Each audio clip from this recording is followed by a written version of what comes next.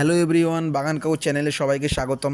অনেক দিন ধরেই সবাই তো বাগান করছি, কিন্তু একটি গুরুত্বপূর্ণ আমাদের বিষয় যেটি আমাদের বাগানে করতে হয়, যেটা আমরা খেয়াল করি না, সেটি হচ্ছে গাছে দেখবেন মাঝে মধ্যে গ্রোথ কমে যায় এবং পাতা দেখবেন হলুদ হয়ে যায়, পড়ে যায়। কারণ গাছ সঠিকভাবে সালোক সংশ্লেষ করতে পারে না, সূর্যের আলোটা নিতে পারে না। তার জন্য আমাদেরকে গাছকে স্নান করাতে হয়। গাছকে যত বেশি স্নান করাবেন, কারণ গাছের ধুলোবালি পড়ে যায়, এতে গাছে কিন্তু খাবারটা পর্যাপ্ত পায় না। তাই গাছে রেগুলারই স্নান করাবেন, সপ্তাহে একবার করে হোক গাছে স্নান করাবেন। এতে কী হবে, গাছের ধুলোগুলো সরে যাবে, গাছ সূর্যের আলো সঠিকভাবে পাবে পাতাগুলি এবং সঠিকভাবে সালোক সংশ্লেষ করতে পারবে। এছাড়াও ছোটোখাটো যেসব পোকামাকড় থাকে সেইগুলোও মরে যাবে। তো গাছকে প্রতিনিয়ত না হোক, সপ্তাহে একবার করে হোক আপনারা গাছকে স্নান করাবেন।